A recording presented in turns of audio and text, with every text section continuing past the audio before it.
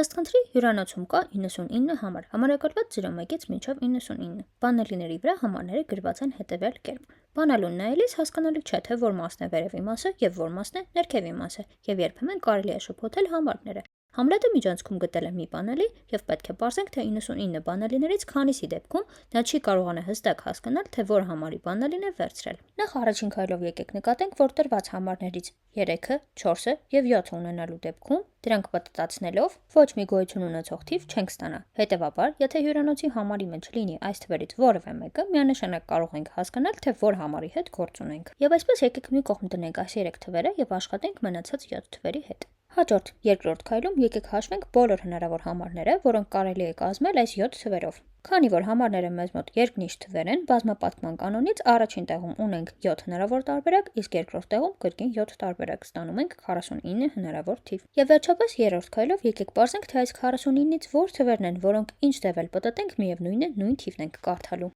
Դրա համար նախ եւ առաջ առանձին դիտարկենք, թե յուրաքանչյուր թիվը պատտելիս ինչ ենք ստանում։ 0-ն պատտելիս ստանում ենք 0, 1-ը պատտելիս ստանում ենք 1, 2-ը պատտելիս ստանում ենք 2, նույն կերպ 5-ը պատտելիս ստանում ենք 5, բայց այ արդեն 6-ը պատտելիս ստանում ենք 9, այնուհետև 8-ը պատտելիս կրկին ստանում ենք 8 եւ վերջում 9 պատտելիս դե ստանում ենք 6։ Հիմա եկեք այս պայմաններն օգտագործելով պարզենք, թե այդ որ թվերն են, որոնք պատտացնելիս կարդացվում են կրկին նույն կերպ։ Օրինակ 0-0-ն հակառակ կողմից կրկին կարդացվում է 0-0։ Սակայն քանի որ հյուրանոցային համար չունենք, որը համարակալված լինի 0-0-ով, հանգիստ թողնենք 0-ն եւ սկսենք 1-ից։ Եթե մեր հյուրանոցային համարի առաջին թիվը լինի 1, հակառակ կողմից կարդալիս վերջին թիվը եւս կլինի 1, քանի որ ինչպես պարզեցինք ձախ կողմում 1-ը արտապատկերվում է որպես 1։ Սակայն քանի որ հիմա փնտրում ենք այն թվերը, որոնք եւ ձախ կողմում եւ աջ կողմում նույնն են, ձախ կողմում երկրորդ թվանշանը եւս պետք է լինի 1, որն էլ իր հերթին աջ կողմում կարտապատկերվի կրկին որպես 1։ Եվ այսպես 1-ով ունենք հյուրանոցային համարի ընդամենը 1 տարբերակ, որը եւ ուղիղ կողմից եւ հակառակ կողմից կարդացվում է նույն կերպ։ Հենց այդ տրամաբանությամբ 1 տարբերակ կունենանք նաեւ 2-ով, 5-ով եւ 8-ով բոլոր հնարավոր հյուրանոցային համարների համար,